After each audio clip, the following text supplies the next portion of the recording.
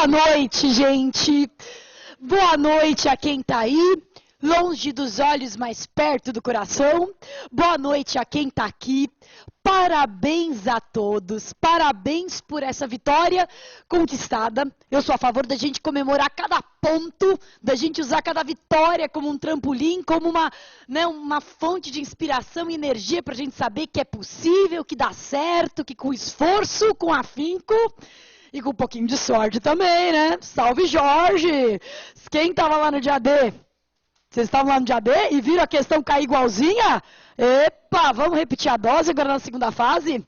Oxalá, hein? Tomara. Olha que eu já tô numa maré boa faz de um tempo, hein? Que no último curso de segunda fase, a peça que a gente deu aqui no simulado foi igualzinha, não a tese, mas a peça foi a mesma que a gente deu no simulado e que caiu, né? Que foi memoriais. Agora, nessa primeira fase, que caiu aquela questão igualzinha do bendito hospital que pega fogo. E agora, nós vamos que vamos. E tomara que a gente continue com essa luz, com esse esforço, que aliado a um pouquinho de sorte, faz com que tudo dê certo e vá de vento em polpa.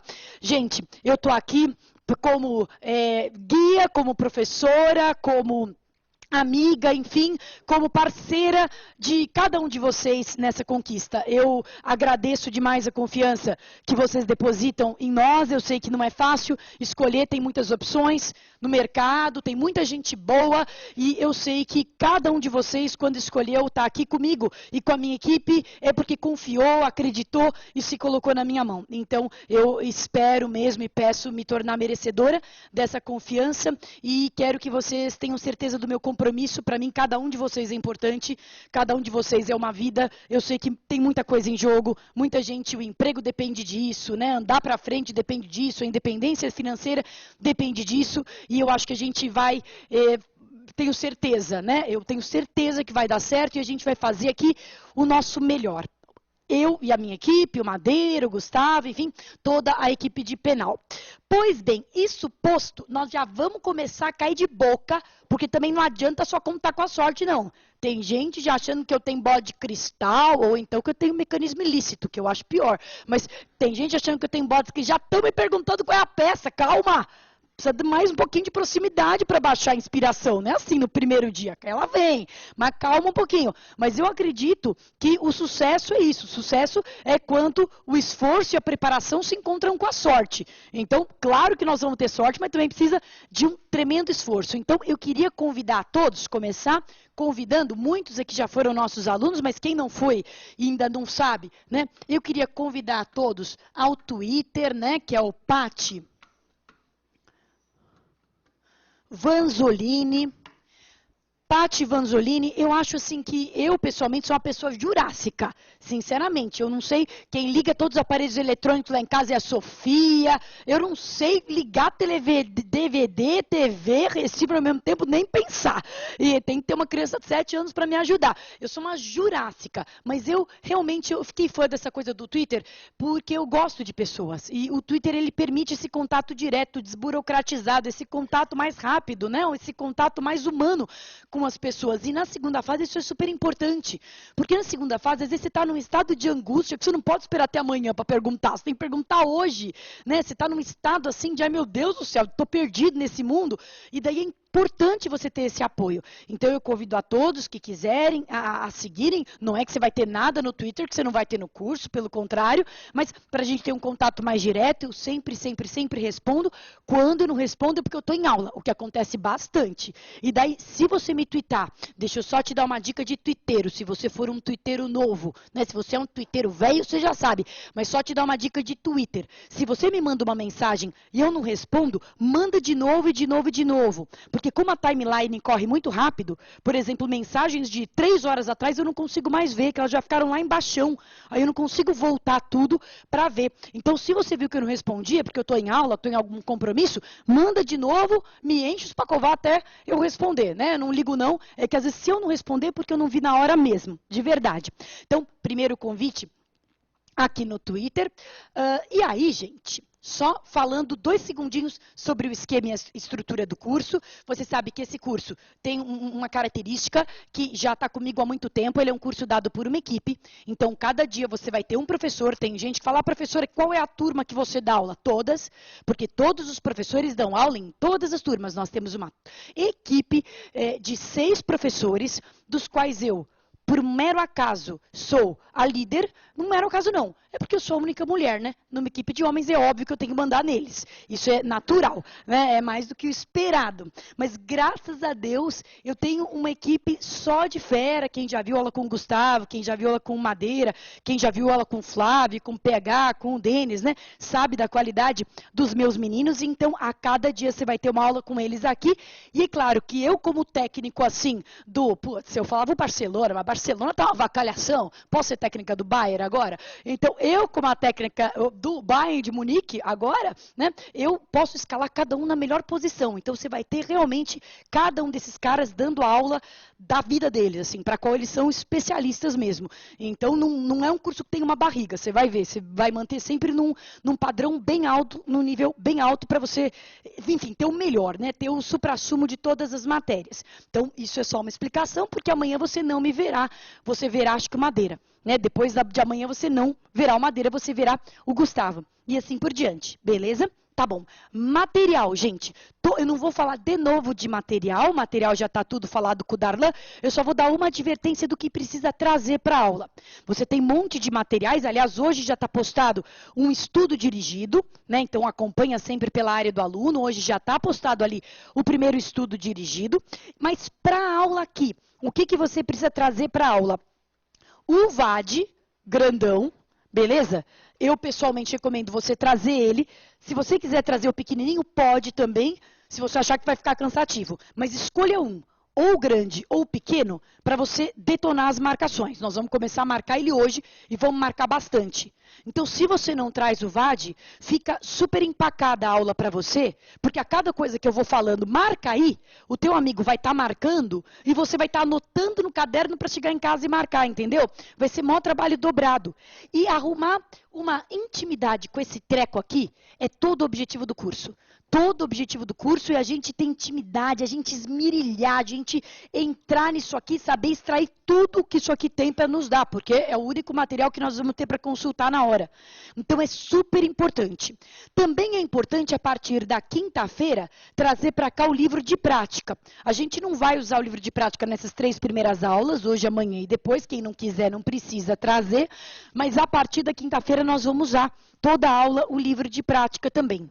Os outros materiais, o mini-VAD, os livros da coleção Elementos do Direito, são coisas para serem estudadas em casa. Na hora que você for fazer o estudo dirigido, por exemplo, você vai consultando neles, né, para responder ao estudo dirigido, para ir, enfim, se aprofundando nos estudos.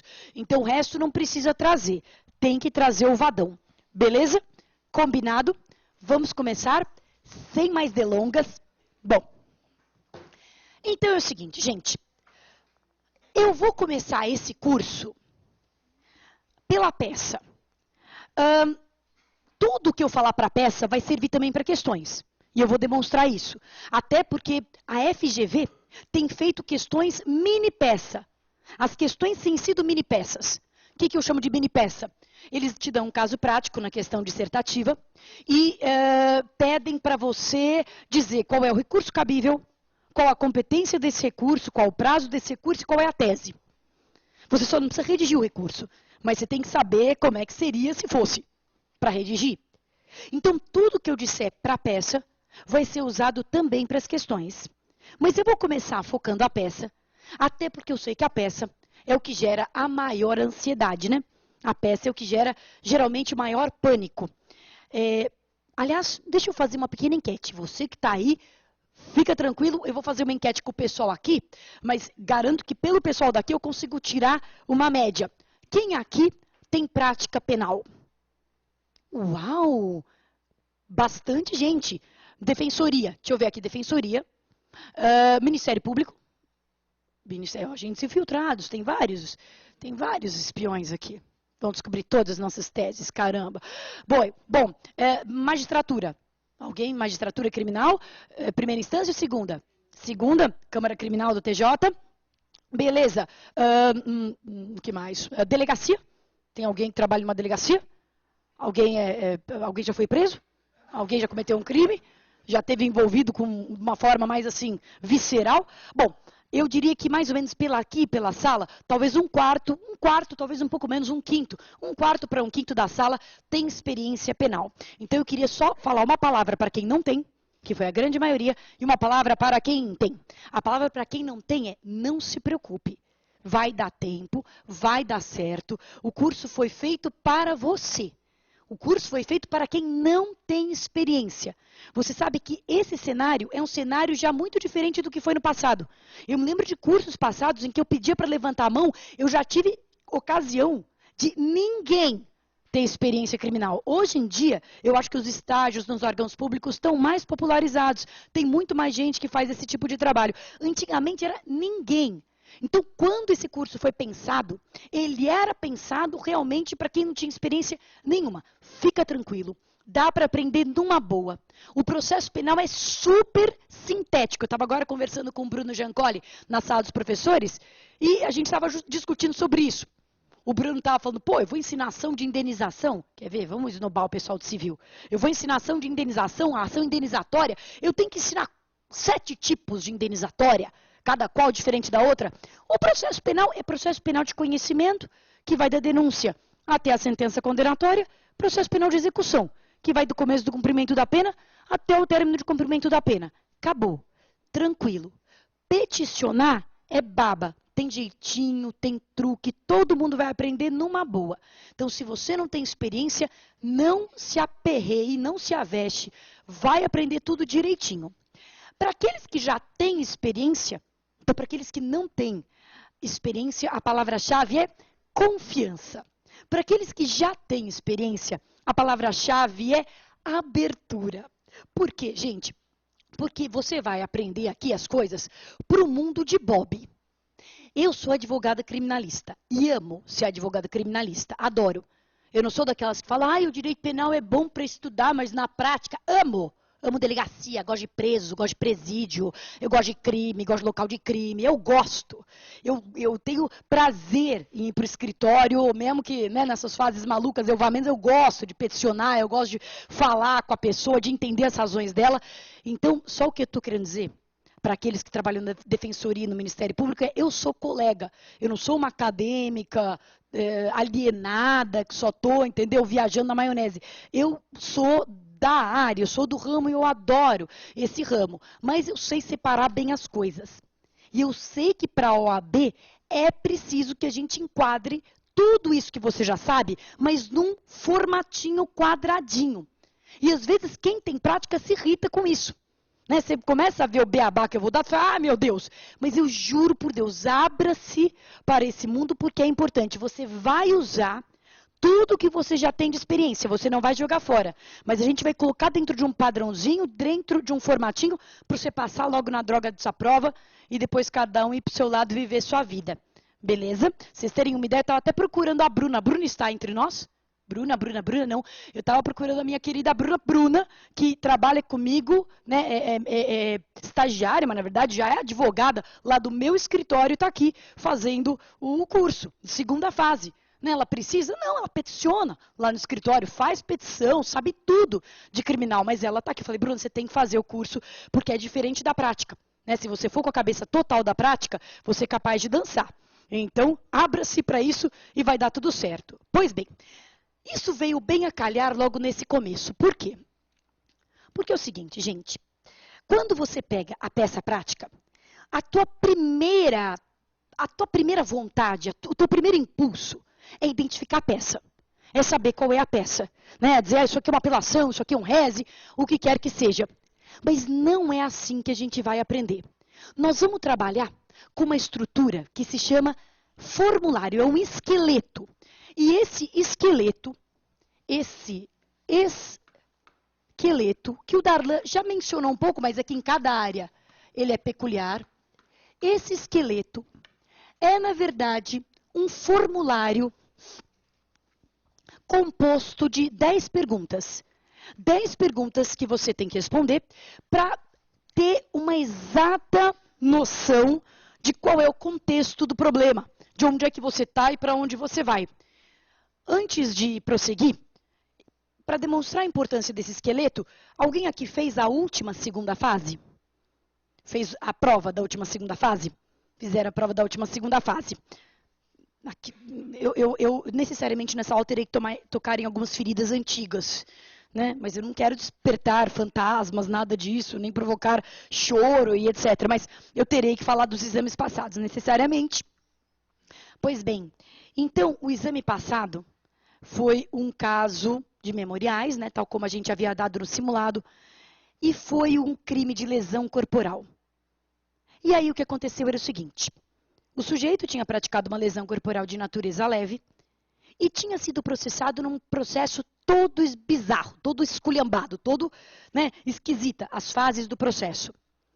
E aí, qual que era a atitude que o candidato poderia ter? O candidato poderia ser bitolado. E eu falo bitolado no bom sentido. Bitolado, entendeu? Assim, me ensinaram assim, eu vou assim, não vou sair do assim. O candidato que foi bitolado fez o esqueleto. E no esqueleto, a segunda pergunta do esqueleto das 10 é: qual é o crime? Dessa pergunta, qual é o crime, nós vamos extrair outras perguntas. Qual é a ação penal? Qual é o rito? Em que momento se está? Se cabe ou não sursi processual? E qual é a competência? Para aquele candidato bitolado que colocou que o crime era de lesão leve, pena de 3 meses a 1 ano, e foi lá para baixo, bom, um crime de lesão leve tem que competência? Competência do GCRIM. Para esse candidato bitoladinho, que fez o esqueleto e foi nele, assim, deu. Bom, não é que deu tudo certo, claro, você pode ter errado uma questão, uma coisa assim, uma tese, mas deu a priori tudo certo, porque o que saiu no gabarito eram memoriais endereçados ao GCRIM. E realmente o endereçamento era para o GCRIM. Mas o candidato, que ao invés de se basear no crime, começou a olhar aquele procedimento todo esculhambado, se deixou induzir a erro. Porque ele, ao invés de determinar a competência a partir do crime, olhou aquele rito que estava todo esquisito, tinha recebimento, né, não tinha nada de transação penal, e falou, bom, isso aqui não é rito sumaríssimo, e logo concluiu, se não é rito sumaríssimo, então não estamos no GCRIM. E endereçou os memoriais para a vara comum. E esse endereçamento dos memoriais para a vara comum não saiu no gabarito. E aí ficou no fiel da balança. Teve gente que passou, teve examinador que aprovou, teve examinador que não aprovou. Então, esse último exame, para mim, foi assim a prova cabal de que esse esqueminha quadradinho, esse esqueminha beabá, bebê, que a gente vê e parece meio ridículo, você fala, pomba, eu tô lá peticionando, eu preciso disso. Precisa. Esse esquema tem cada vez mais importância. Quanto mais eles fazem lambança, mais a gente tem que ser metódico e organizado. Quanto mais eles colocam problemas dúbios e, enfim, com situações esquisitas, mais a gente tem que ter paradigmas firmes do que a gente pode ou não pode presumir. O crime era de menor potencial ofensivo. Nada no problema dizia que ele não estava no GCRIM. Dizia que o rito certamente não estava sendo sumaríssimo. Era um rito muito louco. Mas nada no problema dizia que ele não estava no GCRIM. E se nada no problema dizia que ele não estava no GCRIM, só me restava admitir que ele estava no GCRIM. E ponto final. E foi o que acabou constando do gabarito. Esse é o tipo do problema idiota. Idiota, porque nenhum advogado na vida real vai enfrentar esse tipo de situação na prática. Na vida real, nós vamos ter muitos problemas ao elaborar uma tese, ao pensar uma solução jurídica. Agora, ninguém vai ter problema na vida real para saber onde o processo está tramitando. Né? Porque tem um processo que tem uma etiqueta, que está dizendo ele está no GCRIM, ele não está. Então, fazer com que o candidato tenha que deduzir onde está o processo tramitando, para mim é uma estupidez. Porque isso não é o que vai ser medido na sua vida de advogado. Vai ser medido se você sabe atuar dentro do processo, mas não para você deduzir, descobrir onde o processo está. Mas, infelizmente, aqui nós vamos ter que enfrentar mais esse desafio. Né? Além do desafio do advogado, de saber a tese, mais esse desafio. E para enfrentá-lo, organização, método. Isso vai ser a coisa mais importante. Então, o que é o esqueleto? Olha só. Nós vamos anotar 10 perguntas e vamos respondê-las. A gente vai começar dizendo quem é o nosso cliente. Isso pode parecer muito besta, bocó, como diria minha filha Sofia, que adora essa palavra. Isso poderia parecer bocó de mola, como diria a Sofia. Mas há uns 2 ou 3 exames atrás, caiu uma peça, não sei se alguém aqui é desse tempo, se eu suscitarei antigos traumas, mas caiu uma peça do assistente da acusação. Já vi que teve gente que falou, olha, esse foi o meu. Ai, meu Deus do céu, precisava falar nisso hoje. Né? Esse aí foi o que eu me estrepei. Caiu uma peça do assistente da acusação. Realmente era uma coisa anômala, né? Muito rara de acontecer. Você foi sorteado. Caramba! Pois bem, caiu uma peça do assistente da acusação. Era um crime de infanticídio. E a vítima, evidentemente, tinha morrido. E o pai da vítima, o ascendente, habilitou-se ou queria habilitar-se como assistente da acusação para recorrer da decisão de absolvição sumária. A mãe tinha sido absolvida sumariamente, o pai era contra e queria habilitar-se como assistente da acusação para apelar contra essa absolvição sumária. Bom, eu sei que essa peça tinha todas as dificuldades e perigos possíveis, mas uma coisa que, a meu ver, é imperdoável e que aconteceu de verdade é fazer a peça para o cliente errado. Porque teve gente que fez apelação pela ré, para retirar a medida de segurança, porque ela tinha sido absolvida com medida de segurança e para revogar a medida de segurança. Quer dizer, a pessoa fez a peça para a parte errada. Acreditem ou não. Você imagina como é que fica a minha situação? A gente que acompanha a porta da prova, eu, Gustavo, Madeira, e a criatura sai e diz isso? Eu fiz a... O que você acha, Patrícia? Dá? E aí eu não posso dizer uma coisa assim, muito dura, sob pena da pessoa se matar na minha frente, se jogar num ônibus na Vergueiro. Eu falo, pode ser. Talvez eles aceitem. Mas não dava, né? E repara só, isso na vida real seria pior ainda. Você imagina você contratado por uma parte e atua pela outra?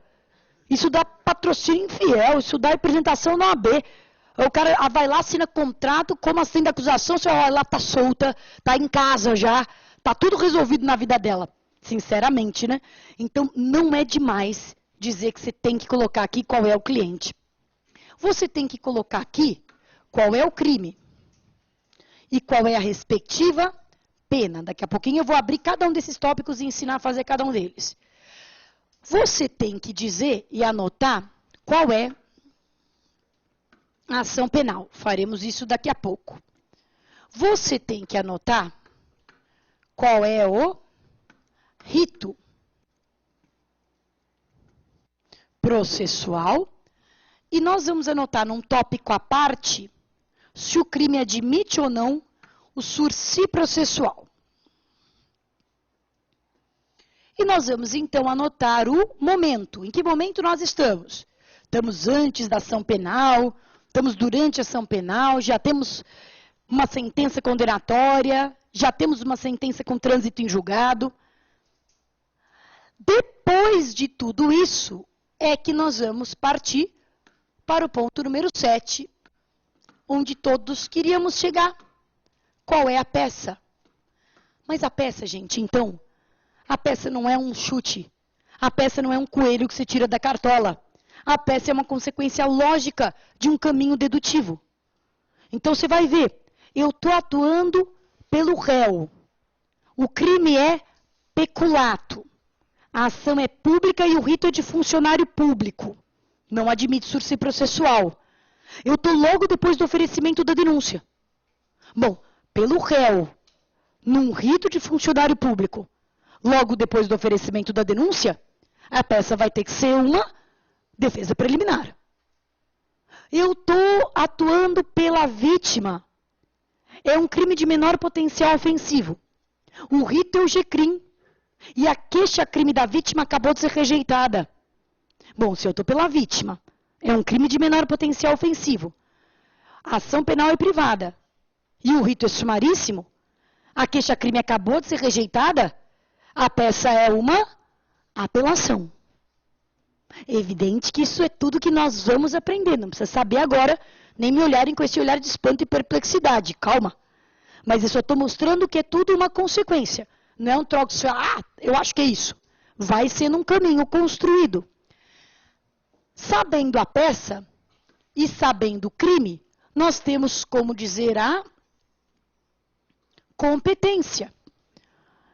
Então, eu estou aqui num crime de menor potencial ofensivo, o rito é sumaríssimo, a queixa acabou de ser rejeitada e a peça é uma apelação. Bom, se é uma apelação no GCRIM, vai para a turma recursal. Eu estou aqui com um funcionário público, o crime é de peculato, o rito é de funcionário público, acabamos de ter o oferecimento da denúncia, e a denúncia, eu fui intimado para apresentar a medida cabível antes do recebimento. É uma defesa preliminar para a vara comum, né? Porque o rito de funcionário público tramita na vara comum. E assim por diante. Sabido isso, nós vamos entrar na reta final, que é a tese e o pedido. Tese e pedido.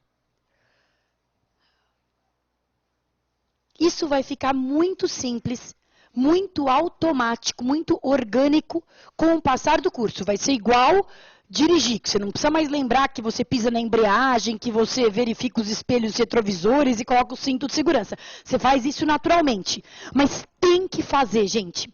Não importa se você tem ou não tem experiência prática. Os erros podem acometer todo mundo. E às vezes, quanto mais segura e experiência a pessoa tem, mais ela está sujeita a pequenos desvios de atenção. Porque ela está muito interessada no que interessa, que é a tese, que é o que ela vai alegar. E às vezes ela perde justamente a atenção para um detalhe que pode ser tudo ou nada. Na competência, na escolha da própria peça. Então a gente vai fazer esse formulário, a gente vai preencher, não vai demorar nem 10 minutos. Mas a gente vai jurar por Deus que a gente vai preencher esse formulário a cada questão que nós formos resolver. E se a peça vier no formato de... Ou se a peça...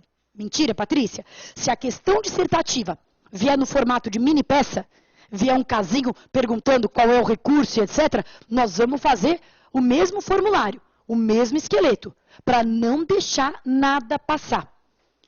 Porque às vezes os candidatos me perguntam, essa é uma pergunta que eu ouço direto. Ah, mas isso reprova?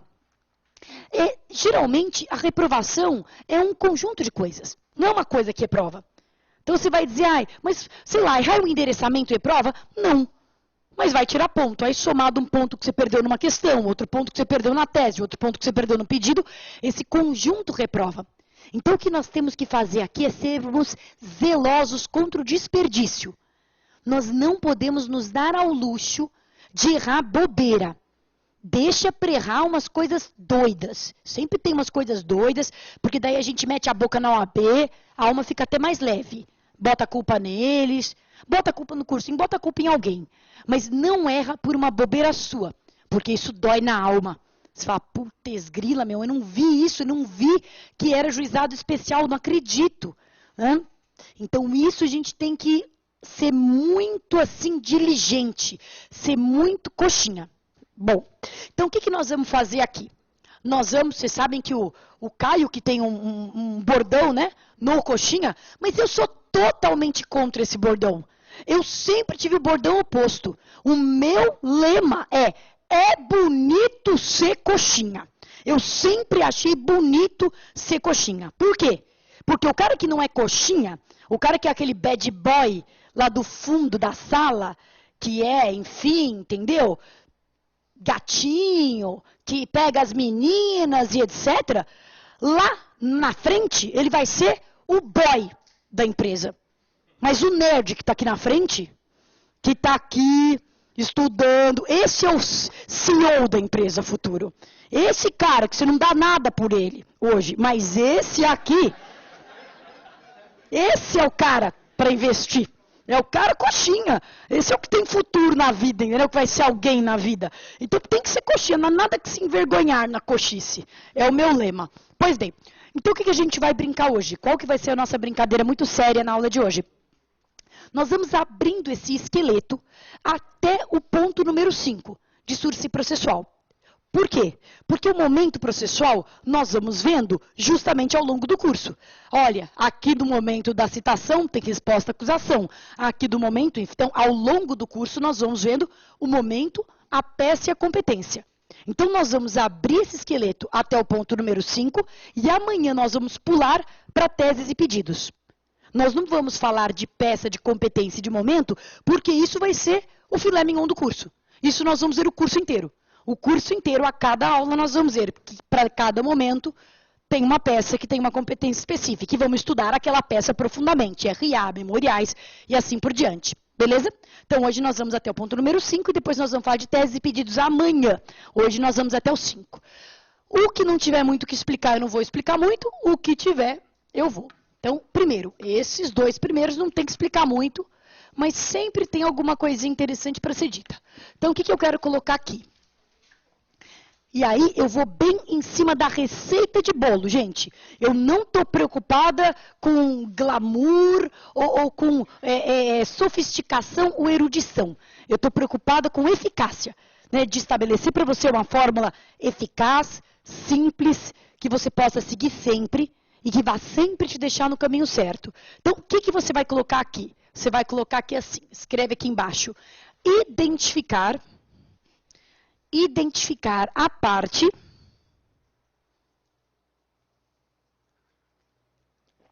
que se está defendendo, identificar a parte que se está defendendo, e isso é óbvio, só presta atenção que às vezes pode ser mais de uma pessoa, pode ser uma pessoa só, presta atenção em quem que você está defendendo, e embaixo, identificar a parte contrária. Identificar a parte contrária. Esse identificar a parte contrária, gente, pode evitar alguns equívocos do tipo. A gente vai viciar num seguinte tipo de preâmbulo. Tício já qualificado nos autos do processo crime número tal que lhe move a justiça pública. Mas, de repente, aquele processo é de ação privada. E aí não é a justiça pública. É que lhe move Maria, que lhe move José. Então, às vezes, a gente bota tanto no piloto automático que se esquece de trabalhar com os elementos do caso real. Todo processo, quem trabalha aqui numa vara criminal, numa câmara criminal, você sabe que o processo tem uma etiqueta, né, que identifica o nome das partes, o número do processo, onde é que ele está tramitando. Só que aqui nós não temos uma etiqueta. Então, nós temos que fazer essa etiqueta. Né, e nós estamos aqui fazendo essa etiqueta. Então, colocando quem é que é a parte, se ele é o réu, se ele é o autor da ação, e quem é que é a parte contrária, para na hora de escrever o nosso preâmbulo, litício, já qualificado, ou qualificado, e aí, né, qualificá-lo, a gente vai ter que botar direitinho quem é ele, quem é a parte contrária. Beleza? Ótimo. Segundo ponto. Crime e pena. Então, o que você vai... Aqui tem uma coisa interessante que é importante que você saiba. Então, vamos lá. Identificar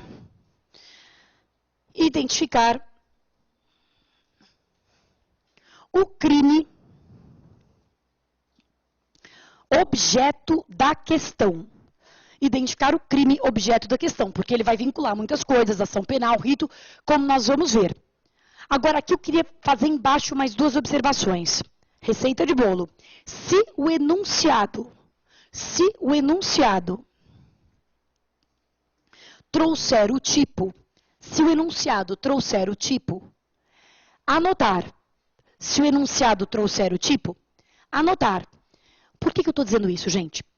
Porque a coisa mais importante nesse momento é eu saber qual crime foi capitulado, seja pelo delegado, se eu estiver em fase de inquérito, seja pelo Ministério Público, se eu estiver em fase de ação penal.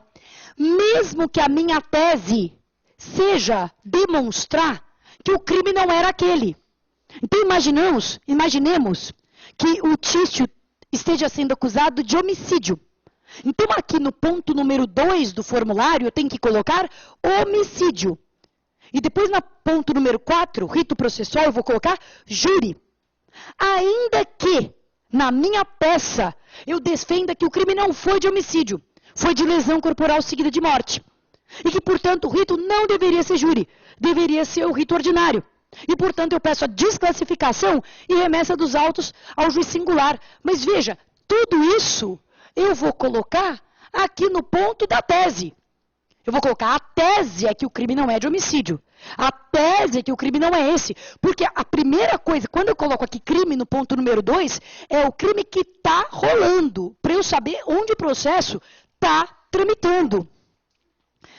Recentemente, sem ser nesse exame, no último, a peça foi uma resposta-acusação. E nessa peça de resposta-acusação, deixa eu ver se doeu aqui em alguém. Doeu? Doeu. Né? E nesta resposta-acusação, o camarada estava sendo acusado de extorsão e nós deveríamos defender que não havia extorsão, que havia exercício arbitrário das próprias razões. Não é? A extorsão é um crime de rito ordinário. O exercício arbitrário das próprias razões é um crime de rito sumaríssimo. Para quem que eu deveria endereçar essa peça? Para a vara comum ou para a vara ou para o juizado especial? Para a vara comum. Para a vara comum, porque o processo estava tramitando por extorsão. Eu tenho que saber que o cara foi denunciado por extorsão. Ainda que na minha peça eu diga, não foi extorsão uma penóia, foi um exercício arbitrário. Aí tem um problema de incompetência, tem um problema de legitimidade, porque a ação penal é privada, tem um monte de problema. Mas eu tenho que saber qual o crime pelo qual o sujeito foi denunciado, mesmo que eu discorde daquela capitulação. Insisto, meninos e meninas, doutores e doutoras, colegas, isso é uma estupidez, porque na vida real, esse não é um problema com o qual o advogado vai se deparar. Você não teria nenhum problema em saber se o crime está no GCRIM ou numa vara comum, porque isso está na etiqueta dele. Quando você for no fórum fazer carga, você tem que saber onde você vai. Se você vai na 18ª vara ou se você vai no GCRIM. Você tem que saber. Então, na vida real, isso não seria um problema. Mas aqui eu preciso. É como se nós estivéssemos reproduzindo mentalmente a etiqueta do processo. Então, eu tinha que saber que ele está sendo processado por extorsão e que, portanto, o processo está tramitando numa vara comum, ainda que seja para, na tese, dizer que está tudo errado. Que não deveria estar lá, que o juiz é incompetente, que a parte é ilegítima, decaiu, enfim. 1001 coisas que a gente poderia alegar. Então, quando eu te perguntar, no ponto número 2, o crime e a pena, eu quero que você descubra qual é o crime que foi capitulado pelo delegado, se estiver em fase de inquérito, ou pelo Ministério Público, ou pelo querelante, se estiver em fase de ação penal, ou seja, qual é o crime pelo qual o sujeito foi efetivamente denunciado, ainda que a nossa tese de defesa seja destruir toda essa capitulação. Vocês entendem isso? Vocês percebem isso? Vocês conseguem importar isso que eu estou falando para a vida real? Na vida real, eu tenho que saber que aquele cara foi denunciado por extorsão. Então, eu estou atuando num processo de extorsão. Na hora que você for cobrar do cliente, você pense nisso. Eu estou atuando num processo de extorsão. Isso é mais caro do que GCRIM. Na hora em que você for conversar com um colega, eu estou atuando num caso de extorsão. Eu estou tentando desclassificar para exercício arbitrário, mas eu estou atuando num processo pelo qual meu cliente está sendo denunciado por extorsão. É preciso que você entenda onde que você está, mesmo que você ache que não deveria estar lá. Então, voltando aqui, é bem simples, mas você viu que não é tão simples, Identificar o crime. Se o enunciado trouxer o tipo, anotar. Anota. Mas é possível que faça uma outra coisa o enunciado. Então, coloca aqui como terceira observação. Se o enunciado apenas descrever a conduta,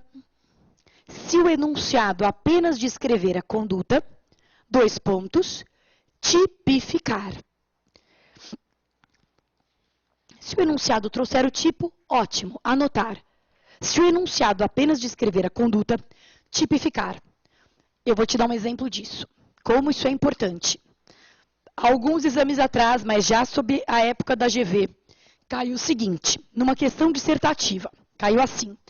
O sujeito tinha um caso, sei lá, uma ficante, aparentemente, uma menina com quem ele tinha mantido um relacionamento.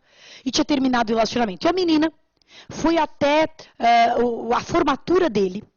E na formatura dele, olha que espírito de porco, no meio de todos os amigos, ela destruiu o carro dele e ainda chamou ele de broxa. Isso é mal, né? O carro nem é tão mal, mas poxa. questionaram a virilidade dele, assim, na frente dos amigos da festa de formatura. Que bagaceira, né? Puxa vida, meu. Que barraqueira essa mina. Pois é. Aí ele ingressou com uma queixa-crime contra ela.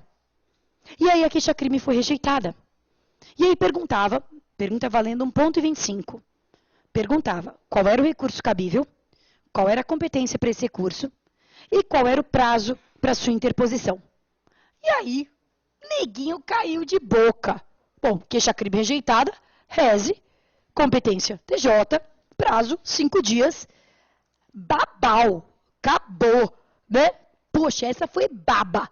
A prova estava ferrada, mas essa foi tranquila, baba. E errou tudo. Zerou. Não dava para salvar nenhuma linha dessa questão. Por quê? Porque não fez o trelelé. Porque não fez o esqueleto. Porque se tivesse feito o esqueleto, teria que colocar que o crime de destruir um carro, não estava dizendo isso, mas você sabe que o crime de destruir o carro de uma pessoa, dolosamente, que crime que é? Dano. E o crime de chamar alguém de broxa, que crime que é? Injúria. E o dano tem pena de 3 meses a 1 ano. E a injúria tem pena de 1 a 6 meses. E esses dois crimes, mesmo com penas somadas, continuam tendo uma pena menor ou igual a 2 anos. E por isso são crimes de menor potencial ofensivo. E por isso o rito é o sumaríssimo.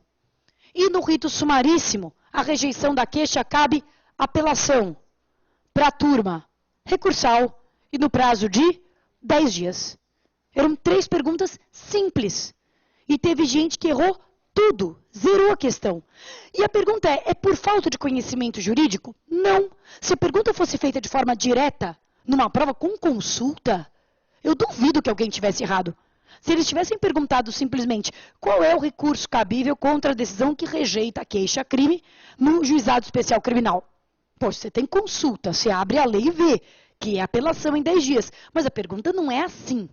A pergunta é uma pergunta casuística, que exige conhecimento teórico, mas ela é dada como um caso prático.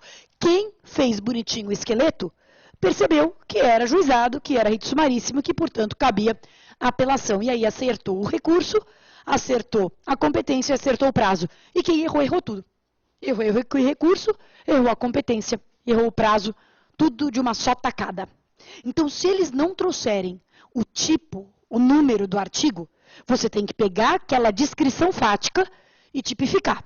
Aqui, para quem é agente infiltrado do parquê, vai ser fácil, né? Porque isso é o que mais o Ministério Público faz, né? Pegar uma narração de fatos e tipificar. Mas isso todo mundo é capaz, não vai ser nada esdrúxulo. Todo mundo saberia, né, que você destruiu o carro é dano, não teria muito. Ninguém ia achar que isso é, sei lá, furto ou o que quer que seja. Né? Era só ter esse cuidado, só ter essa, né, essa diligência.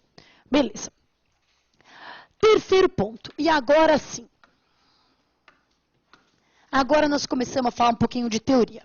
Ação penal. Pois bem, antes de colocar a regra, eu vou abrir aqui uma explicação simples e singela de quais as espécies de ação penal. Uma coisa assim, só para a gente acertar o nosso vocabulário, porque eu garanto que todo mundo sabe isso de cor e salteado. Quando a gente fala da classificação das ações penais, quanto à titularidade ativa, a gente sabe que a ação penal se divide em 2 modalidades. Ação penal pública, não é isso? E ação penal pode ser, excepcionalmente, privada. A regra é a ação penal pública, né? O direito de punir pertence ao Estado. Pois bem, a ação penal pública vai se subdividir, por sua vez, em pública, incondicionada. Não tem nenhuma condição.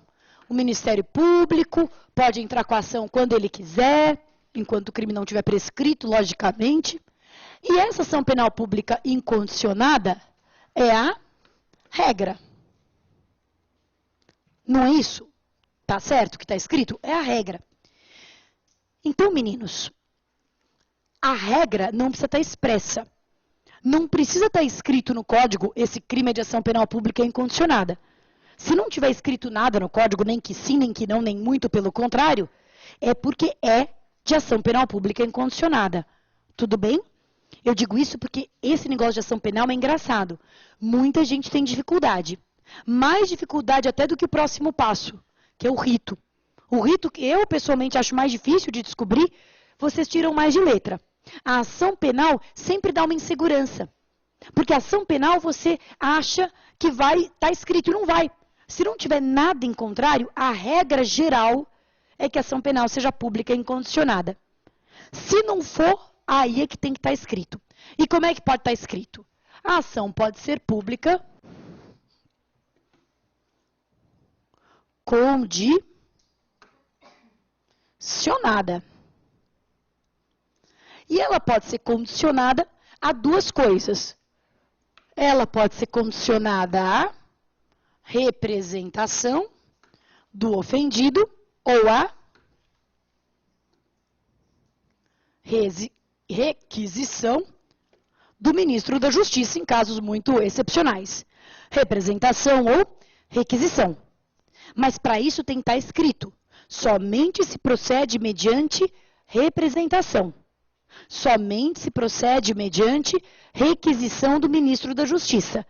Certo? Então, quando você encontrar isso, somente se procede mediante representação, você está diante de uma ação penal pública condicionada à representação. Quando tiver escrito somente se procede mediante requisição, você está diante de uma ação penal pública condicionada à requisição. A ação penal privada se subdivide tradicionalmente em 3 espécies. Na verdade, são 2, mas a doutrina costuma dividir em 3, nós vamos dividir aqui em 3 também. A ação penal privada propriamente dita. A ação penal privada propriamente dita. A ação penal privada personalíssima. Qual que é a diferença da propriamente dita e da personalíssima? A personalíssima só pode ser proposta pelo próprio ofendido.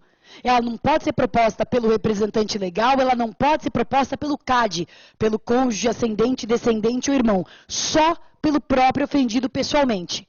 Enquanto que a ação penal privada deve ser proposta pelo ofendido, mas se o ofendido for incapaz, pode ser proposta pelo representante legal, e se o ofendido morrer ou for declarado ausente, pode ser proposta pelo CAD, né? Cônjuge, ascendente, descendente ou irmão. Quando a gente aprofundar no estudo da queixa-crime, nós vamos ver a legitimidade para propor a queixa e etc. Mas só aqui nesse primeiro momento, saber que a personalíssima é só o ofendido, só ele pessoalmente. E pode ter uma ação penal privada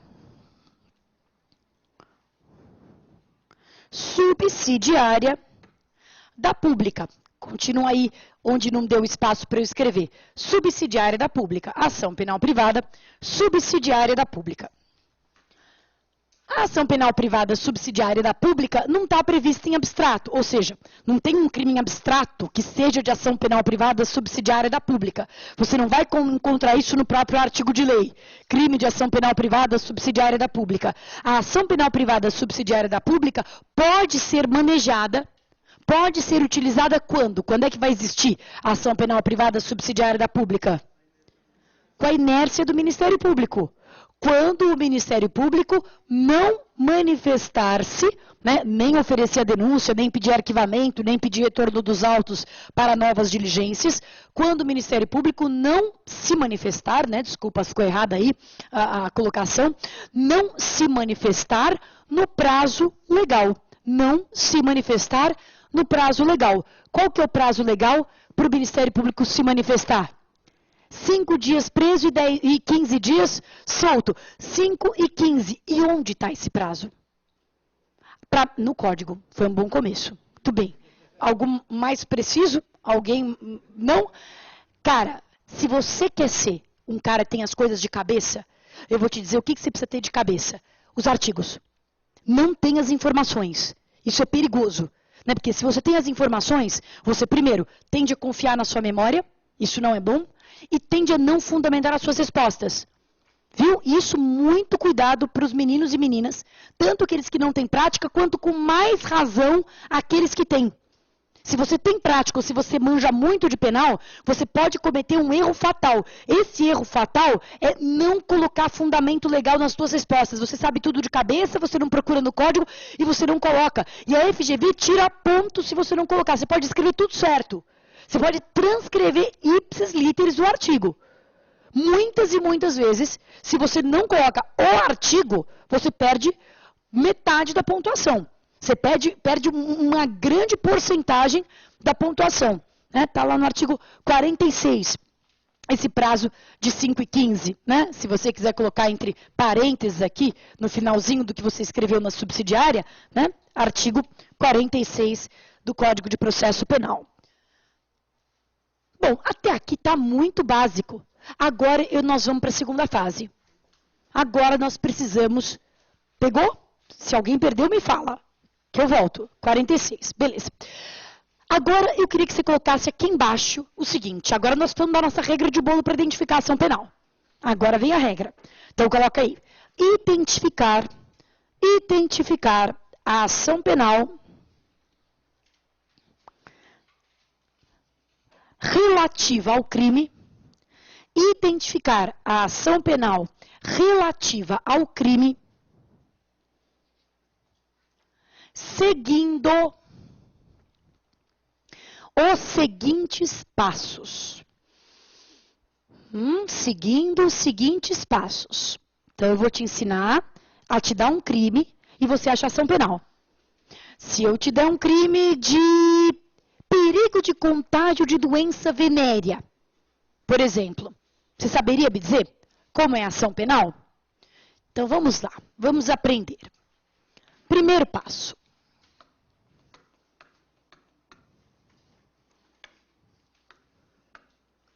Primeiro passo. Onde que você procuraria? Se eu te desse o crime de perigo de contágio de doença venérea, onde que você procuraria ação penal? Você procuraria no Código de Processo Penal ou no Código Penal?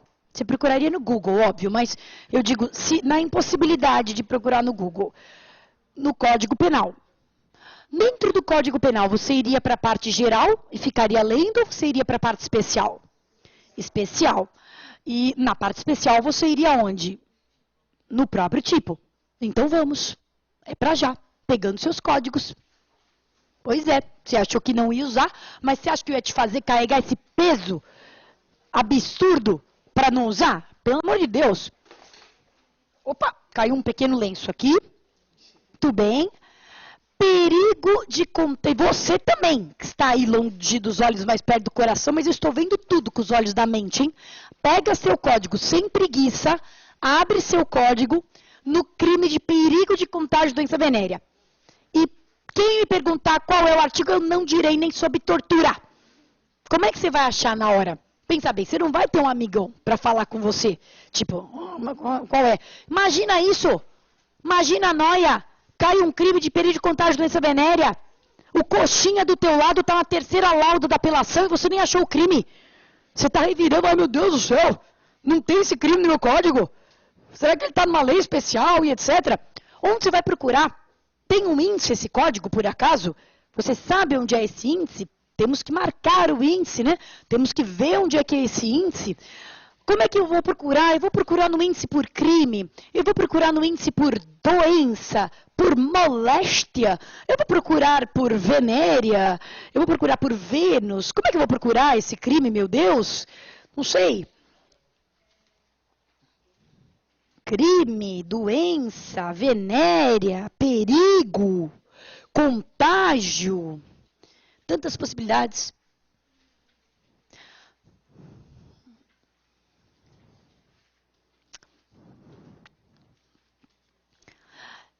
Sine qua non, gente, trazer o seu código. Beleza?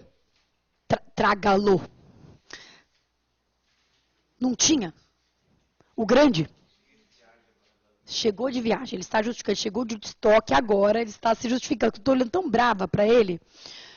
Tem problema, tem que trazer. Traz, porque senão você não vai criando assim esse amor, sabe? Tem que criar um amor no código. Acharam, gente? Perigo de contágio de doença venérea? Existe esse treco? Existe esse crime? Peraí, existe. Peraí.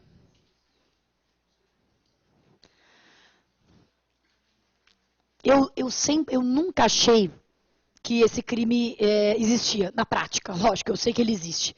Até que um dia eu trabalhei num caso que envolvia esse crime.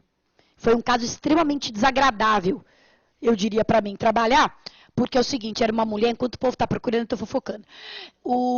Era uma mulher, uma ex-mulher, que é uma categoria diferente de pessoa, né? Ex-mulher, mulher, são coisas diferentes. É uma ex-mulher que queria ferrar com a vida do ex-marido, entendeu? Era o escopo da vida dela, era ferrar a vida do ex-marido. Ela já tinha feito um BO de lesão corporal, mas não deu nada, porque a mulher não tinha nenhuma lesão. Aí um dia a mulher foi lá e fez um BO de perigo de contágio de doença venérea, dizendo que o marido dela, o ex-marido, tinha transmitido para ela essa moléstia venérea. Aí é um crime que precisa de uma perícia, né? Para saber se a moléstia estava lá. A mulher fez uma perícia ginecológica, nem preciso dizer, que estava anexada aos autos do inquérito público, o qual eu vi. O qual não foi nada agradável, porque mostrava realmente que a mulher estava infectada. Estava meio que podre. Estava emberebada, geral, fotos, troço terrível, cara. E aí, a perícia, depois de constatar que a mulher era uma emberebada, constatou que a bereba não era venérea. Que a bereba era uma bereba própria dela, que ela tinha desenvolvido. Tinha nada a ver com esse marido. Imagina, você paga um mico desse. Tá lá suas berebas para a delegacia inteira ver. Não é legal? Imagina, todo mundo abrindo aquele inquérito, vendo aquele treco. E no final não era nada de venéreo. A história dançou, foi arquivado. O promotor, né, pediu arquivamento, porque não tinha nada ali no crime. E aí? Já acharam? Agora? Já deu tempo? Deu? E aí? O crime está previsto no artigo 130. 130. E será que você conseguiu achar qual é a ação penal? Ó, o nosso combinado é assim. Se não tiver nada, é pública incondicionada. Beleza? Se tiver alguma coisa, é porque tem alguma coisa. Tem alguma coisa? Tem alguma coisa? Que coisa? Onde é que tem essa coisa? No parágrafo 2º? No parágrafo 2º? Então agora você vai escrever o seguinte, deixa o código aberto, não feche. Por favor, sob hipótese nenhuma. Não feche o código, deixa ele aberto. Escreve aqui no primeiro passo. Verificar no próprio tipo penal. Verificar no próprio tipo penal. Agora presta atenção no que eu quero que você faça. Verificar no próprio tipo penal. Então, se alguém te der um crime, a primeira coisa que você vai fazer é verificar no próprio crime. Antes de pensar em coisas mais arrojadas, você vai verificar no próprio crime. Nós vamos fazer isso uma vez aqui. Mas lá no estudo dirigido, tem trocentos crimes para você fazer. Qual que é a minha sugestão? Na medida em que você for fazendo no estudo dirigido, e se você tiver dúvida, você pode me perguntar, o gabarito do estudo dirigido é sempre uma semana depois, para dar tempo de você pesquisar. Já começou a intenção de fraudar.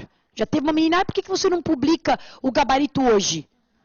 Falei, hoje? Você fez tudo? Ela, não. Falei, então não vou publicar. Você tá louca? Eu quero que você rale um pouquinho, fia. Ou pelo menos sofra um pouquinho. Né? Não dá, no pain, no gain. Vou publicar hoje. Aí não vai ter graça nenhuma. Né? Tem que ralar um pouquinho. Então rala ali, pesquisa ali um pouquinho. Se depois ficar com dúvida, claro, eu respondo e também vai ter o gabarito. Mas qual que é a minha sugestão? Que eu quero que você faça agora, presta atenção. E depois você faça no seu código, na sua casinha, na hora de fazer o estudo dirigido.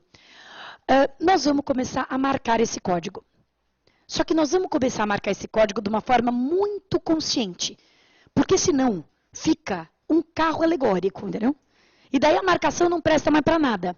Porque se a marcação é para dar destaque, se toda a sua escola de sambas for só destaque, você não vai mais destacar coisa em cima nenhuma. Eu, nesse curso, atendendo a reclamos e aos pedidos gerais da nação, eu sempre deixei isso para fazer no final. Sinceramente, marcar o código. Porque eu achava que os alunos, no começo, estavam interessados em questões mais de alta indagação filosófica e jurídica do que de ficar pintando o código. Mas eu notei que essa coisa de marcar o código dá tanta segurança que era melhor colocar logo no começo e você fica já tranquilo quanto a isso. Por isso que eu já no Twitter falei para você comprar canetinhas ou lápis de cor e já foi uma polêmica no Twitter, que tinha gente dizendo canetinha, lápis de cor. Tivemos uma sugestão para lápis de cera, a qual eu pessoalmente nunca usei, não posso dizer, mas foi uma sugestão ali que teve vários adeptos dizendo que já utilizaram o lápis de cera e com muito êxito. Tive uma sugestão arrojada, que era de uma caneta marca-texto em gel que não vaza, né? Foi tu que mandou? Não, mas você conhece essa caneta gel que não vaza? Então, foi essa aí? Então, tá vendo? Pessoal, cara, é tecnologia.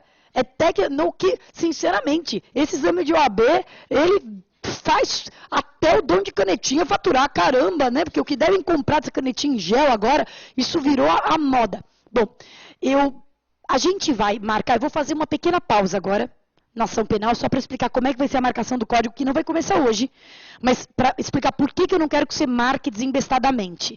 Porque quando a gente começar a marcar o código, a gente vai, não tem nada a ver com a ação penal, capite? Nada. Mas quando a gente começar a marcar o código, que vai ser a partir de amanhã, eu, Patrícia Vanzolini, criei de minha própria cabeça um critério de cores, o qual você adere se quiser. Não quero briga por causa disso, hein?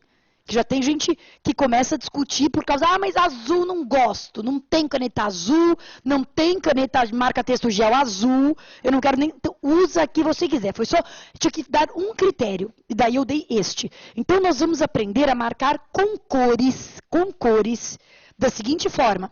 Nós vamos marcar o que tiver constando, nós vamos, a partir de amanhã, marcar os artigos que vão no preâmbulo, ou seja, aqueles artigos do Confulcro, né, para quem já fez uma peça, Confulcro no tal, esses artigos nós vamos marcar de azul. Nós vamos grifá-los de azul, 396, o 404, 403 dos memoriais, o 593 da apelação, nós vamos grifar de azul. Azul. Os artigos que vão na tese, nós temos 3 teses em direito penal, tá? Nulidade, extinção da punibilidade. Os artigos que vão na tese é porque eles vão no do direito, tá? Nulidade, extinção da punibilidade e mérito. Para você entender o que vai primeiro, o que vai depois, eu estabeleci aqui um critério cromático semafórico. Cromático semafórico. Cromático semafórico é tipo que nem um semáforo.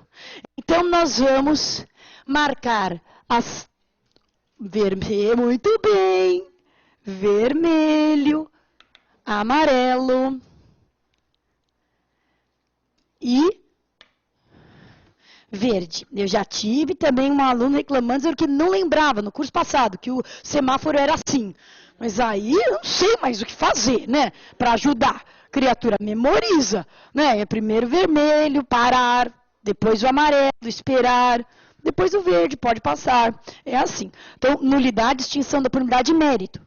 Então, aqui, por exemplo, não é que é só isso, mas, por exemplo, aqui de azul,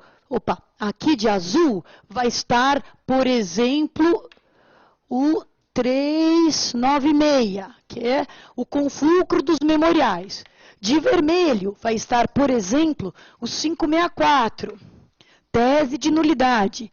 Em amarelo, por exemplo, vai estar o 107 do CP, que é a tese de extinção da punibilidade. Em verde vai estar, por exemplo, isso tudo nós vamos marcar durante o curso, o 20 do CP, que é o erro de tipo, que se encaixa aqui na tese de mérito. Então, todos os artigos que forem constando das teses, cada uma com a sua cor, nós vamos grifar de lápis de cor ou de canetinha colorida. E os artigos que forem constar do pedido,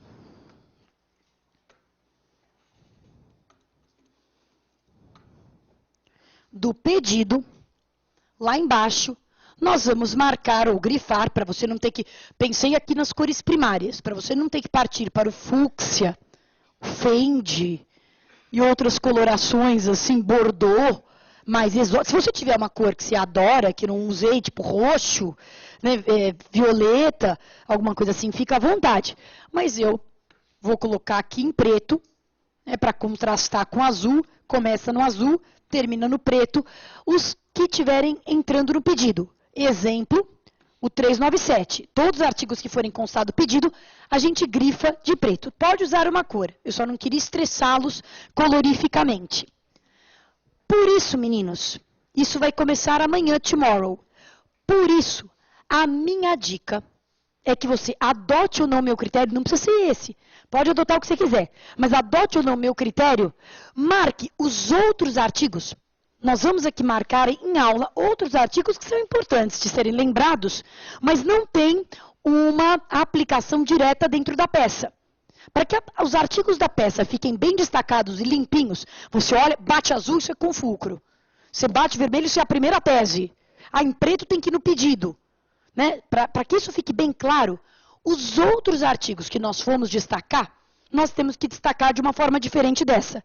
A minha sugestão é que os outros artigos que nós formos dar destaque, a gente só grife uma palavra, ou circule o número dele com uma bolinha, né, circule uma palavra, né, que não grife ele inteiro. Se for grifar o artigo inteiro, aí tem que escolher uma outra cor, a cor de outros, né, uma cor para outros artigos. Beleza? Estou só dizendo isso no primeiro dia, para você na hora de ir grifando e marcando as coisas, não se embananar. Agora voltando. Então, qual que é a minha sugestão na hora que você estiver em casa? Você está vendo aí que no artigo 130, parágrafo 2º, está escrito somente se procede mediante representação. Minha sugestão, pegue um lápis ou uma caneta de qualquer cor e circule ou faça um quadradinho na palavra representação. Certo? Faça um quadradinho na palavra representação, ou um círculo tipo ovalado. Vamos brigar aqui por formas geométricas. Um quadrado, um círculo ovalado na palavra representação. O que eu quero que você faça? Presta atenção. Eu quero que você em casa, na hora de fazer o estudo dirigido, todas as vezes que você se deparar com somente se procede mediante queixa, representação e requisição, você faça um quadradinho em torno da palavra. Porque daí todos os artigos e dispositivos de lei que tiverem menção à ação penal vão estar destacados. Não precisa grifar ele inteiro para não ficar uma doideira, porque senão no final a gente grifa muita coisa. Mas grifa, pinta ou faz um quadradinho na palavra representação. Beleza? Então aí você achou a palavra representação, você já fez o quadradinho e aí a tarefa de casa é continuar fazendo mais quadradinhos e quadradinhos e quadradinhos. Tá bom? Tá. Mas então, meninos, e se eu te perguntar a ação penal do crime de calúnia? Eu já vou antecipar, porque eu não sou uma pessoa cruel. Está no artigo 138. A calúnia está no artigo 138. Se eu te perguntasse qual é a ação penal do crime de calúnia, que está no artigo 138, o que você me diria? No artigo 138 tem alguma coisa? Não. Então, apressadamente, nós poderíamos concluir que a ação penal é pública e incondicionada. Mas acho que estaríamos sendo, de fato, apressados, porque você se lembra, mais ou menos, que não é, né, que é privada, você lembra mais ou menos disso. Então, você vai procurar e você vai encontrar onde? No 145. Isso é o nosso segundo passo.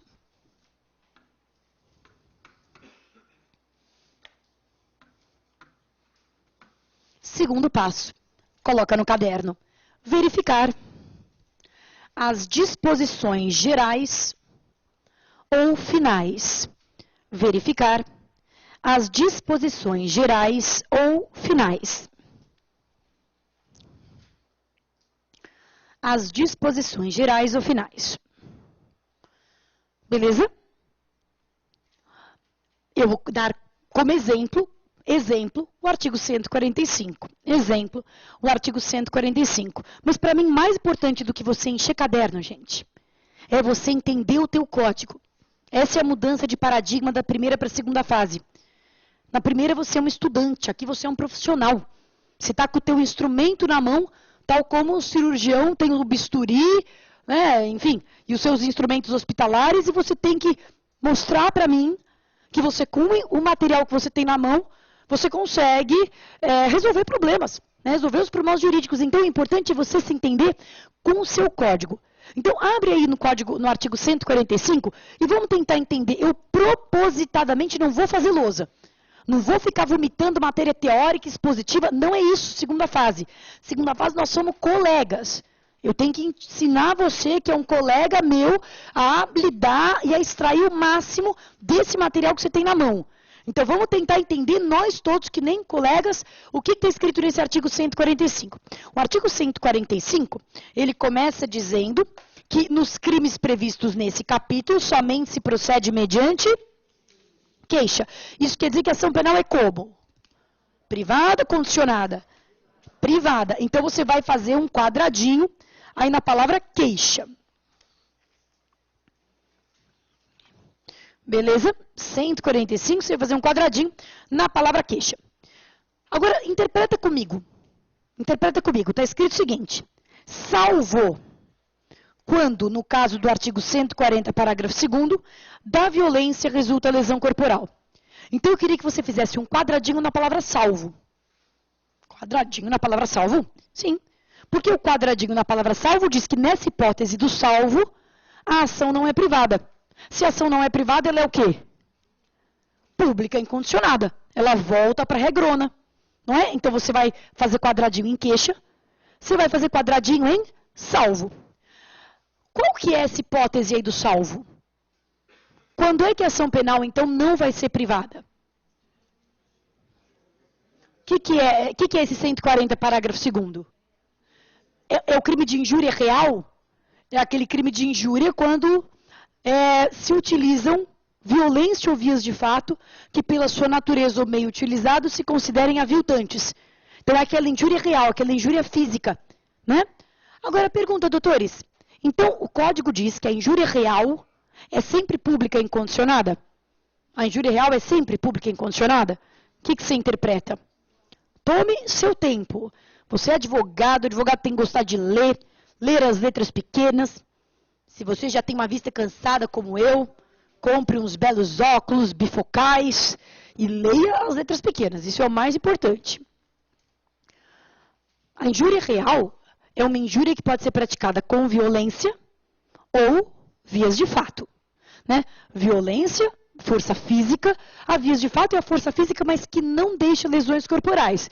Se eu cuspir na cara de alguém, isso é vias de fato. Se eu empurrar a pessoa, isso é vias de fato. Se eu passar uma rasteira e a pessoa se esborrachar e quebrar os dentes, isso é violência, lesão corporal.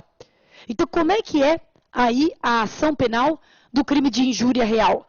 Ela é sempre pública e incondicionada? Já chegamos a uma conclusão? Não, né? Ela só é pública e incondicionada quando? Quando resulta a lesão. Então, quer dizer que quando for praticada com mera vias de fato, cuspir, jogar um copo de água na cara da pessoa, jogar lixo na pessoa, exemplos assim clássicos, né? Exemplos clássicos de barraco, né? Exemplos clássicos de injúria real. A ação penal vai ser como? Mediante queixa. Né? Se eu tenho uma injúria real com vias de fato, continua sendo mediante queixa. Só vai entrar no salvo se for uma injúria real com violência da qual resulte lesão corporal. Todo mundo entende isso? Todo mundo compreende? Ótimo, beleza. Agora, será que no parágrafo único nós temos alguma outra informação aqui? Procede-se mediante requisição do ministro da Justiça. O que a gente vai fazer? Quadradinho na palavra requisição. Quadradinho. Procede-se mediante requisição do ministro da Justiça, no caso do inciso 1 do caput do artigo 141. Alguém sabe o que é isso? Esse inciso 1 do caput do 141? Presidente da República ou chefe de governo estrangeiro? Né? Então, quer dizer que quando o crime contra a honra for praticado contra presidente da República ou chefe de governo estrangeiro, somente se procede mediante requisição. Ótimo. E aí, continuando o 145, está escrito, e mediante representação do ofendido, quadradinho no representação do ofendido, no caso do inciso 2 do mesmo artigo, bem como no caso do parágrafo 3º do artigo 140. E aí, o 140, inciso 2 é o quê? O 141, inciso 2 é o quê?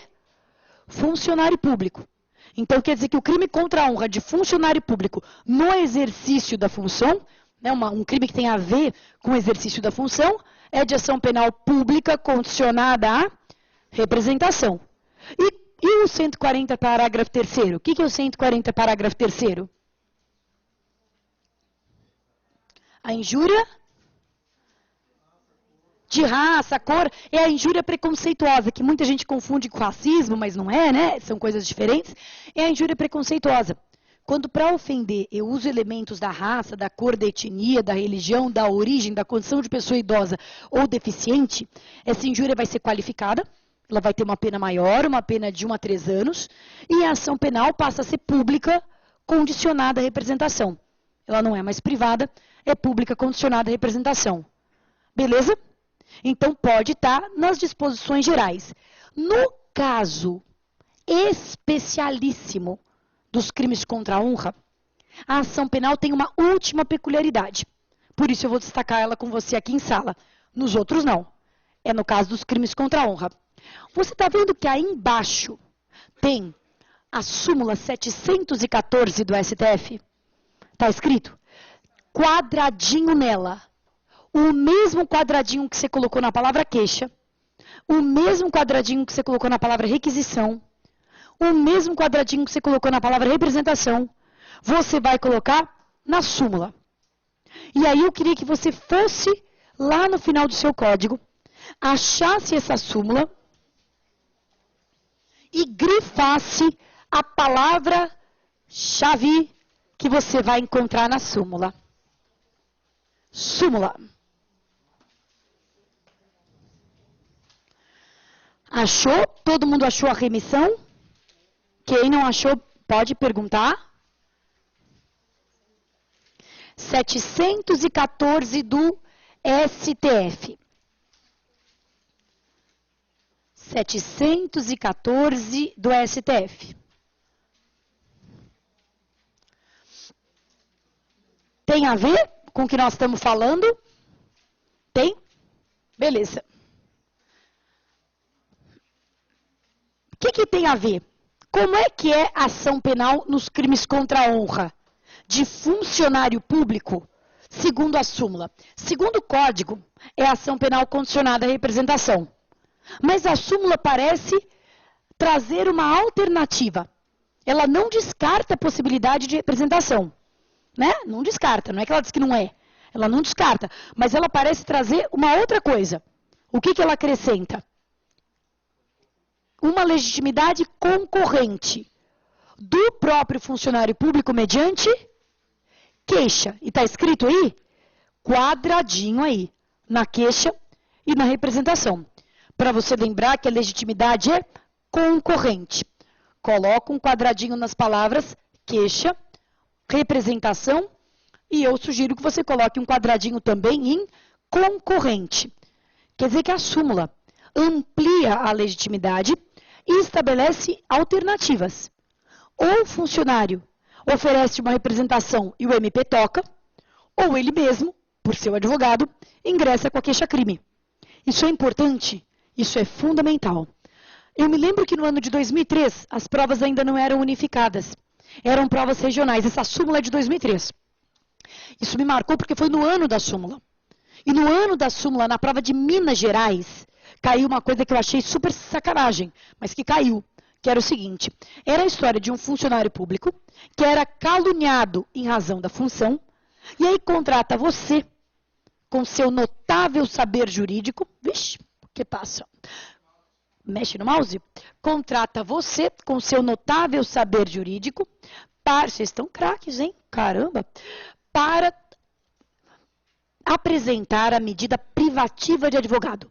Para apresentar a medida privativa de advogado.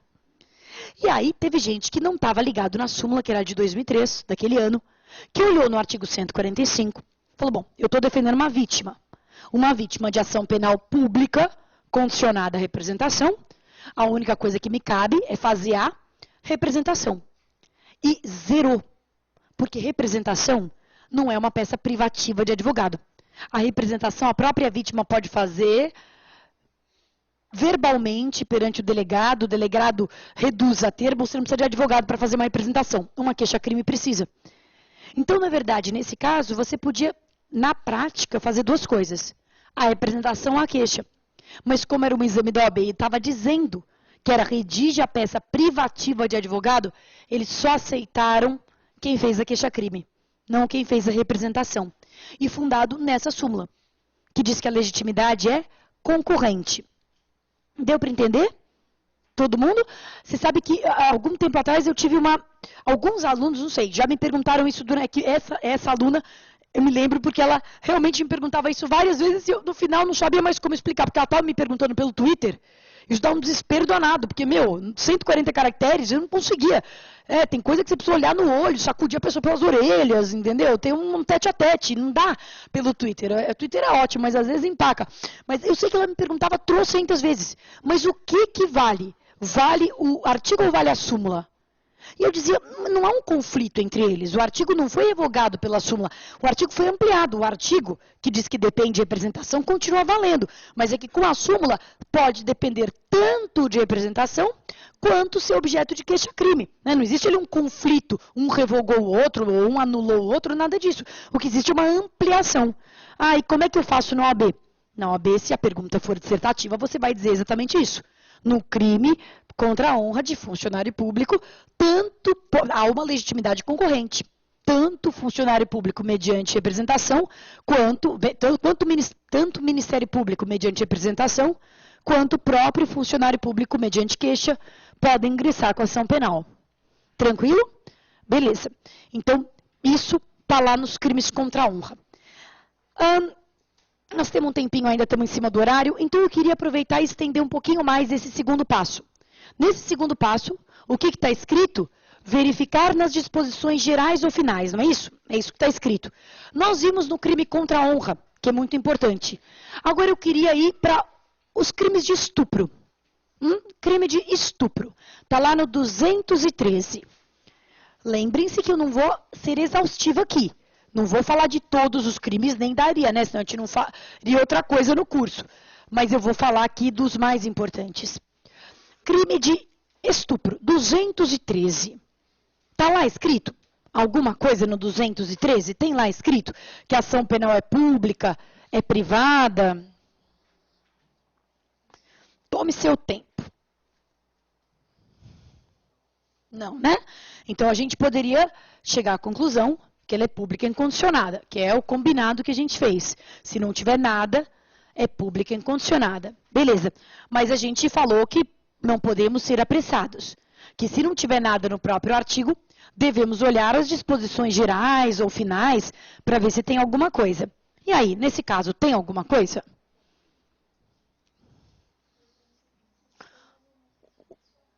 O 225, né? O 225 tem uma disposição a respeito.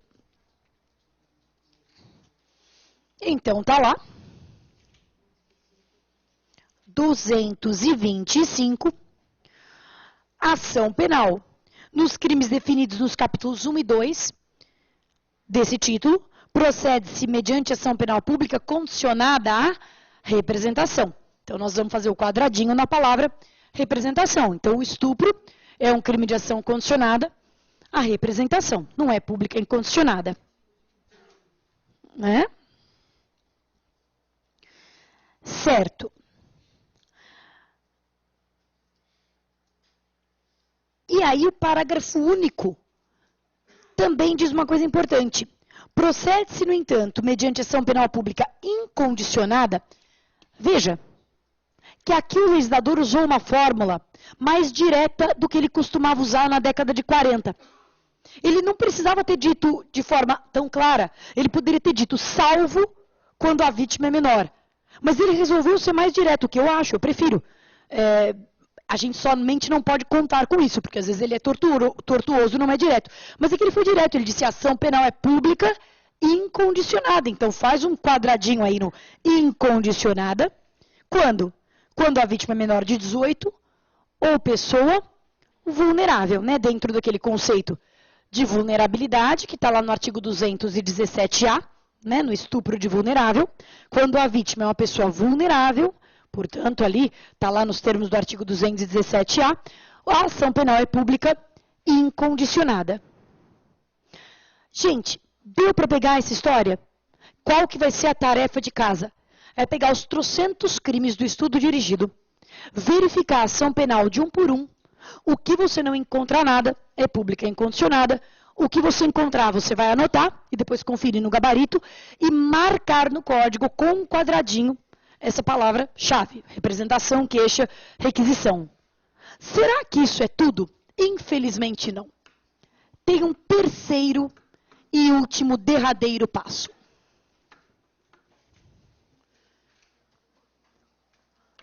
Então, eu queria colocar o que aqui, gente? Verificar a situação especial, verificar a situação especial do crime de lesão corporal. Do crime de lesão corporal. Por quê? Porque essa maldita lesão corporal, a ação penal não está no código, não está no próprio artigo e não está nas disposições gerais ou finais. Ela está lá onde Judas perdeu as botas. Os caras botaram lá na Conchinchina a ação penal do crime de lesão corporal. Então eu queria que você abrisse no seu código, no artigo 129, e a gente vai colocar ali no caderno 3 situações especiais. Olha só o artigo 129.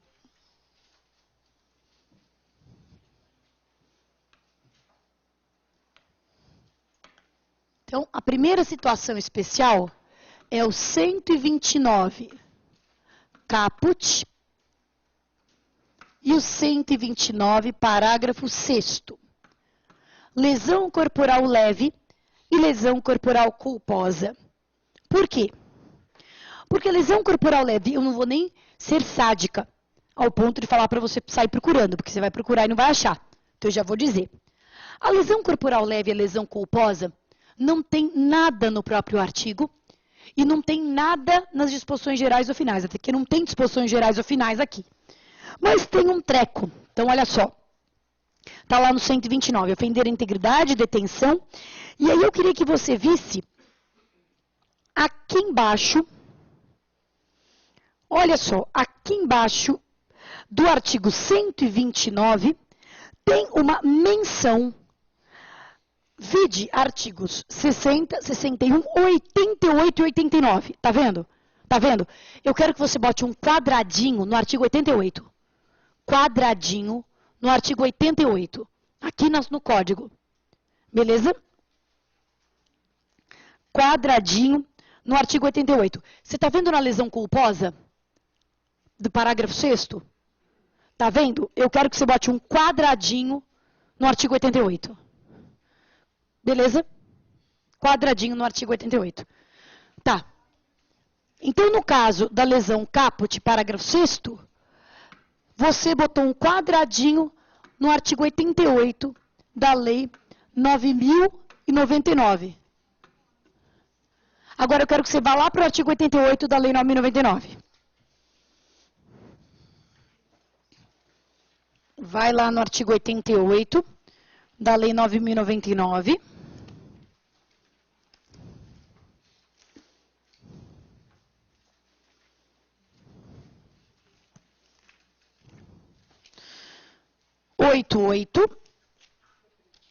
Chegou? Tá. Agora, vamos lá. O que está escrito? Além das hipóteses do Código Penal e da legislação especial, dependerá de representação a ação penal relativa aos crimes de lesão corporal leve ou culposa. Então, você vai fazer um quadradinho na palavra representação.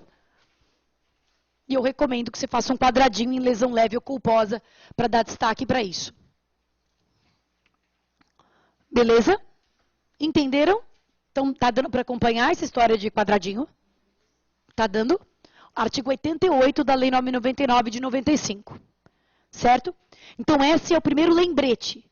Você vai ler a lesão leve e lesão culposa, não vai ter nada de ação penal. Mas você vai ver aquele quadradinho mágico lá no 88, você vai lembrar de ler o 88. E aí é só ler o 88, vai ter o quadradinho na palavra representação. Beleza. Tá bom. Ainda, vamos voltar aqui ao artigo 129. Segunda situação especial da lesão corporal. O artigo 129, vamos conversar um pouquinho sobre ele rapidamente aqui em 4 minutinhos. O artigo 129, ele prevê a lesão leve, que está no caput, a lesão grave, do parágrafo 1º, e a lesão grave não tem nada de artigo 88, então é pública incondicionada. A lesão gravíssima, que está no parágrafo 2º, pública incondicionada. A lesão seguida de morte, pública incondicionada. Essa causa de diminuição de pena não é um crime autônomo. A substituição da pena não tem nada a ver com o treco. Lesão corporal culposa é condicionada, porque você botou quadradinho. O artigo 7º é o aumento de pena, o parágrafo 7º é o aumento de pena, não tem nada a ver. O parágrafo 8º é o que fala sobre perdão judicial, não tem nada a ver. E o parágrafo 9º é um crime especial, chamado violência doméstica. Na verdade, apesar desse nome esdrúxulo, violência doméstica, o que o artigo 129, parágrafo 9º é um crime de lesão corporal praticada em situação de violência doméstica. O artigo 129, parágrafo 9º é a lesão leve praticada em situação de violência doméstica. Como é que eu sei que é lesão leve? Porque se for uma lesão grave ou gravíssima, praticada em situação de violência doméstica, entra no caso do parágrafo 10º. Nos casos previstos nos parágrafos 1º a 3º, se as circunstâncias são as indicadas no parágrafo 9º, aumenta-se 1/3 a pena. Então, lesão grave, gravíssima ou seguida de morte com violência doméstica, entra no parágrafo 10º. Portanto, o parágrafo 9º é 129. Parágrafo 9º, malgrado o nome esdrúxulo, é, na verdade, lesão leve com violência doméstica. Essa lesão leve pode ser praticada contra homem ou contra mulher. Veja que não há no próprio artigo 129, parágrafo 9º, nenhuma restrição. O artigo 129, parágrafo 9º diz: se a lesão for praticada contra ascendente, descendente, irmão, coloca, né, expressamente irmão, homem, né, então contra ascendente, descendente, irmão, cônjuge, companheiro. Então, para o crime de lesão corporal leve praticado com violência doméstica, tanto faz se a vítima for homem ou mulher. Eu vou dividir aqui. Vítima homem e vítima mulher. Se a vítima for homem, muito se debateu se o crime de lesão corporal com violência doméstica também era de ação condicionada ou se era de ação incondicionada. E logo prevaleceu o entendimento de que o crime de violência doméstica, ou crime de lesão leve com violência doméstica, era, na sua essência, uma lesão leve. Quanto ao resultado, ela não era grave, gravíssima, nem seguida de morte, ela era leve. Como ela era leve, aplica-se o artigo 88 da Lei 9.099. A Lei 9.099 só fala lesão leve, né? Lesão leve ou culposa. E o artigo 129, parágrafo 9º, é uma lesão leve, embora tenha sido praticada em situação de violência doméstica, quanto ao resultado, ela não deixa de ser leve. Então, quando for praticada contra homem, continua valendo a regra do artigo 88. Porque o artigo 88 fala que a lesão leve vai ser pública condicionada à representação. Beleza? Tudo bem? Embora isso não esteja aqui de baixo, isso é a interpretação pacífica. O que passou a ser controvertido? Até 2012, essa interpretação de que a lesão leve com violência doméstica valia tanto se a vítima for homem quanto se a vítima for mulher. Mas vocês sabem que a partir de 2012, o Supremo, interpretando a Lei Maria da Penha, a Lei Maria da Penha que só vale para quando a vítima é mulher, o artigo 129, parágrafo 9º, aceita homens e mulheres, mas a Lei Maria da Penha só se aplica quando a vítima for mulher. E a Lei Maria da Penha tem uma disposição curiosa. Então, o que eu quero que você faça, para você lembrar dela? Está vendo que aí embaixo do parágrafo 9º tem uma menção à Lei 11.340? Está vendo que tem uma menção? E lá embaixo tem uma menção ao artigo 41 da Lei 11.340? Achou? Está nas duas bolinhas, está na remissão de baixo. Acharam? Quadradinho no artigo 41. Quadradinho no artigo 41. E o que diz o artigo 41? O que diz o artigo 41 da Lei 11.340 de 2006? Infelizmente, o artigo 41 não tem palavrinha mágica para a gente grifar. Mas ele tem uma coisa que a gente pode interpretar com o nosso notório e notável e fenomenal saber jurídico. Ele diz o seguinte: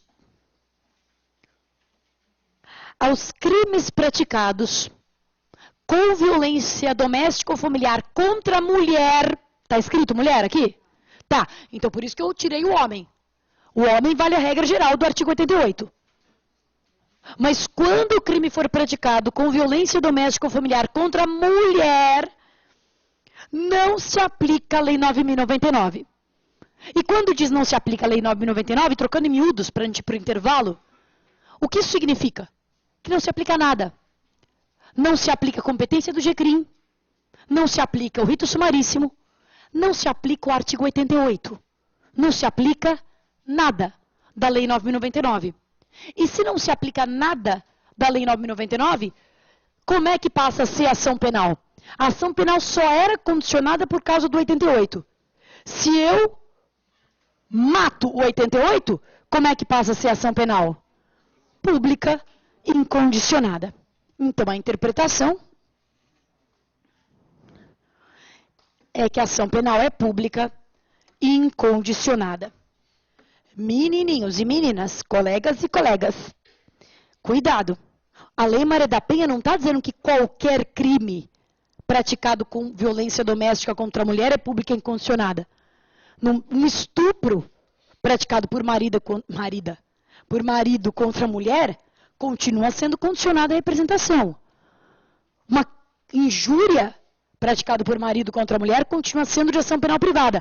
Só o que a Lei Maria da Penha diz é que não se aplica a Lei 9.099.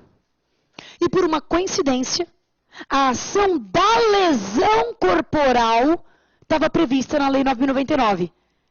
Então, a única coisa que a Lei Maria da Penha fez foi modificar a ação penal da lesão corporal contra a mulher, não de outros crimes quaisquer, da lesão corporal. E assim que o Supremo passou a entender que a ação penal do 129, parágrafo 9º, contra a mulher, não contra homem, contra a mulher, é pública incondicionada. Beleza? Lesão corporal tem uma terceira peculiaridade, que a gente vai ver depois do intervalo. Até!